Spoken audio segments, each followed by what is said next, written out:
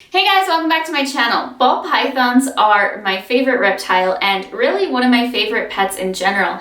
And today I'm going to be teaching you how to care for these beautiful and shy creatures. Be sure to subscribe to my channel for more reptile videos and more videos about animals in general.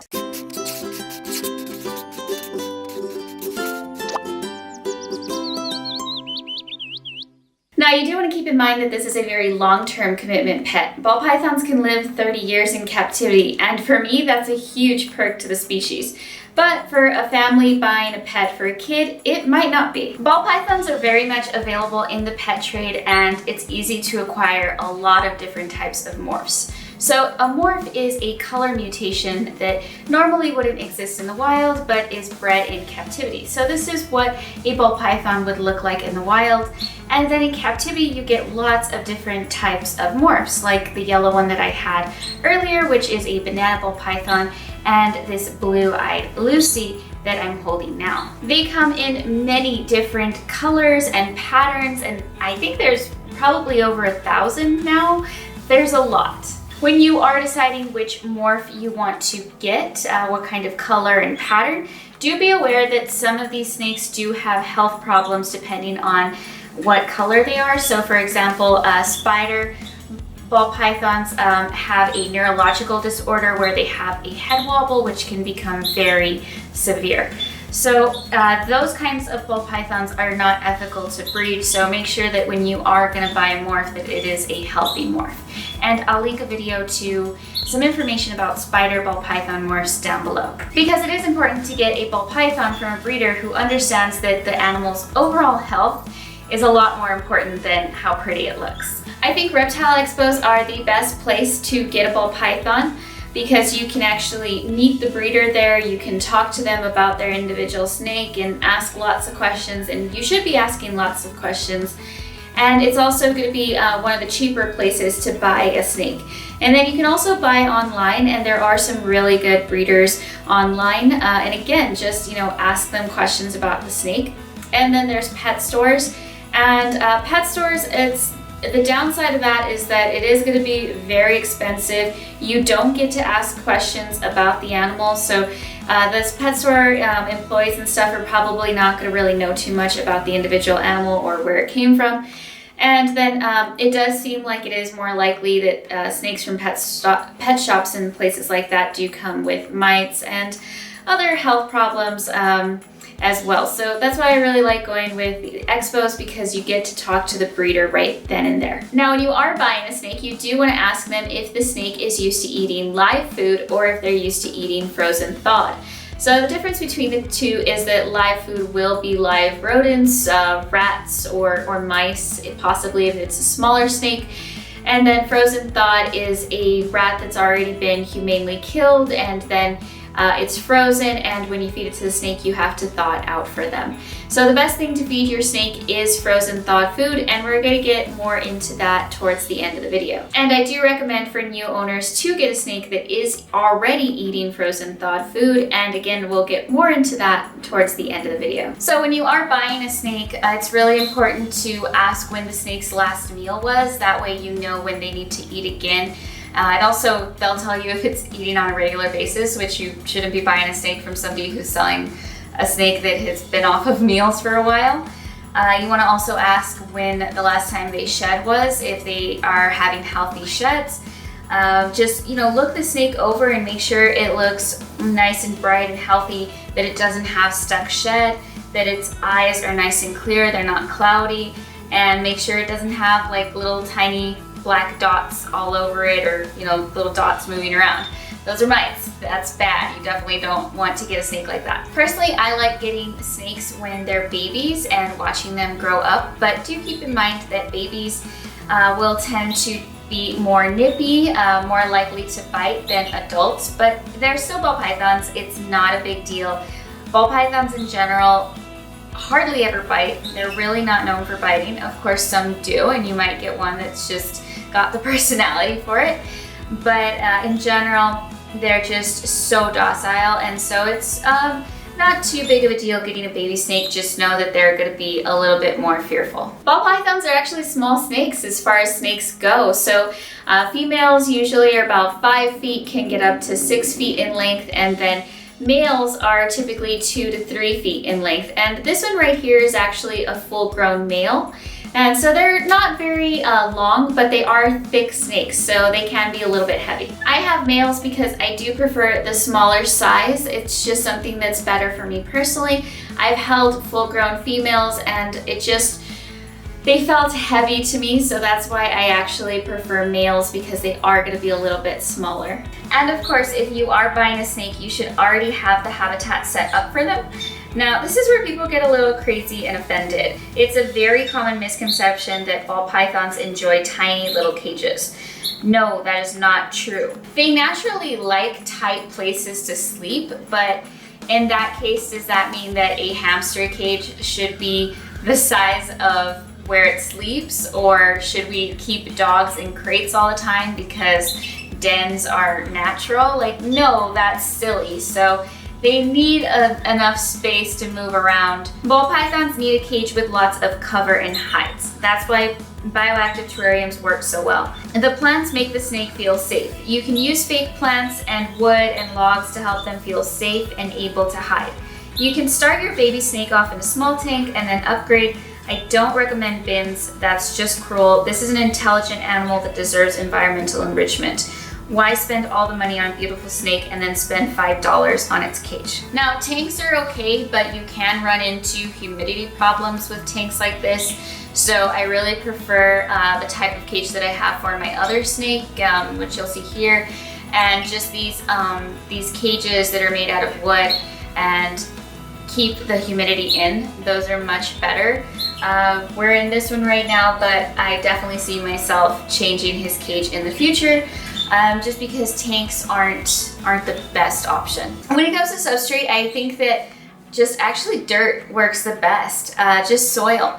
But of course it does have to be clean, if that makes sense, clean dirt. So basically no pesticides, fertilizers, trash, things like that. Cypress mulch and orchard bark are also great. Just keep it natural. Paper towels, newspaper, things like that. It's not good for the snake because it doesn't give them any environmental enrichment. It also doesn't look nice. Now, when you do get a new snake, you do need to put it in quarantine, and that's when you use your newspaper or paper towels preferably, and make sure that the snake is pooping and eating and shedding and just is healthy before putting them in a bioactive tank. So that's important to know. And substrate, once they are healthy, moving over to something like just soil is really good. Then of course we do need to talk about the requirements for the ball python's terrarium. Ball pythons do prefer a humidity of about 50 to 65%. That's where the tank can be a problem if they aren't being able to hold the humidity. You can increase humidity by spraying down the cage once or twice a day. You can put plastic over the top of the tank lid to help hold in the humidity. Now, if your ball python is getting sheds stuck to it, instead of just shedding all in one piece, that does mean that you're not providing a high enough humidity for your snake. They need a room temperature of about 78 to 80 degrees with a heat source inside their tank. Their tank should stay a little bit warmer than the room temperature of your house.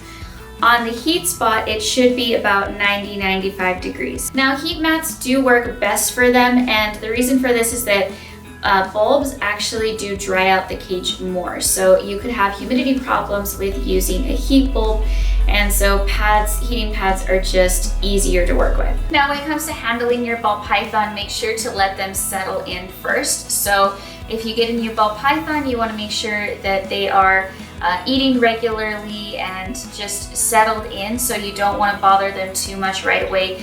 It could be very stressful for ball pythons moving to a new place in the first place, and that alone could actually make them go off their food, which we're going to talk about more in a minute. But you just want to let them settle in. Now, when you do feed them, you usually want to wait 24 hours after they've had their meal to handle them again.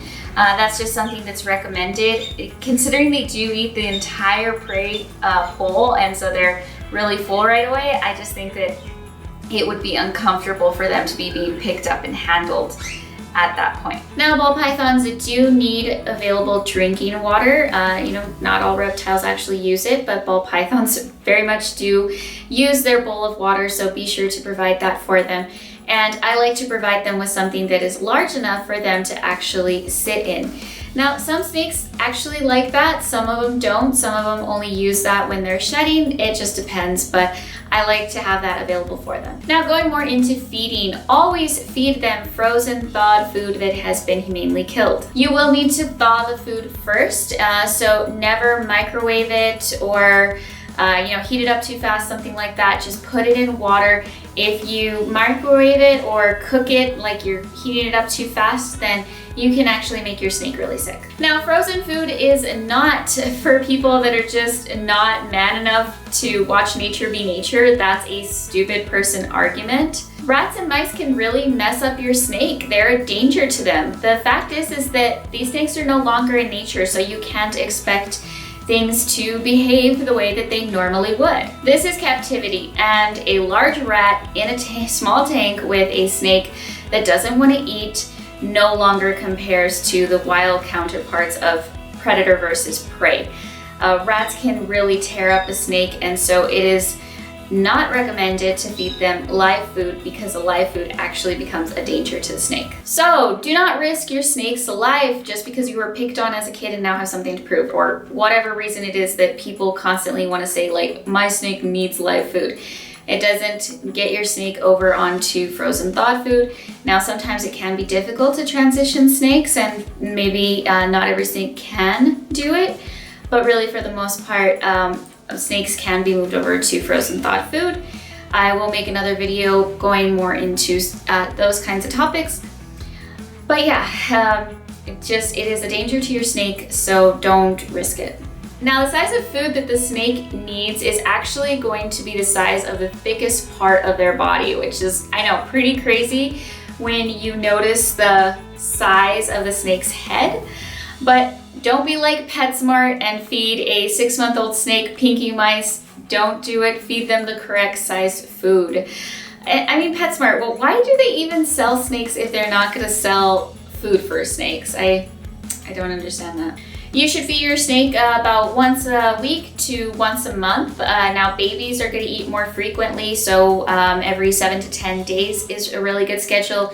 Then your snakes get a little bit larger and sometimes don't like eating as often, so feeding them once a month is perfectly fine. A lot of people overfeed their snakes, so make sure that you're not overfeeding them. Just keep them at a healthy weight. But if your snake is skinny and doesn't want to eat, then there probably is a different problem going on that needs to be addressed. Now, ball pythons can eat mice, rats, soft-furred rats, chicks. There's really a variety. It kind of just depends on what the snake likes. Some snakes are very picky. Rats are easy. That's what's commonly available, and that's perfectly fine for them. With some snakes, you just have to get creative because they do get really picky. And really, that's the most difficult thing about ball pythons is ball pythons are great, easy pets to care for until they go off their food. And then when you have that problem to deal with, they suddenly become a much more difficult pet to care for. And that's one of the reasons that you should ask the breeder or whoever you buy the snake from if the snake is already eating frozen thawed food, because it is hard to transition them over to that. And I don't recommend for new owners to be trying that. I think it's really good to get a snake that is already eating that. It can be difficult. First of all, when you're buying your snake, just them moving to a new home could get them off of their food, and then trying on top of that to switch them over to a different type of food is also difficult. So make your life easy and get a snake that basically you're ready to feed. Ball pythons have been known to go off their food when you move them from one side of the room to the other. There's lots of different reasons actually that go into why a ball python might stop eating. And then the lengths of time that they can go without eating. Basically, if your snake is not losing weight, then it's not too big of an issue. But I'll go into another video about feeding ball pythons where I'll be able to give more information in regards to what to do if they're not eating, how to transition them, and how long they can go without eating. Thank you guys so much for watching this video. I hope you got to learn something. And you can follow me over on Instagram, Facebook, and Twitter. And I'll see you guys next time. Bye!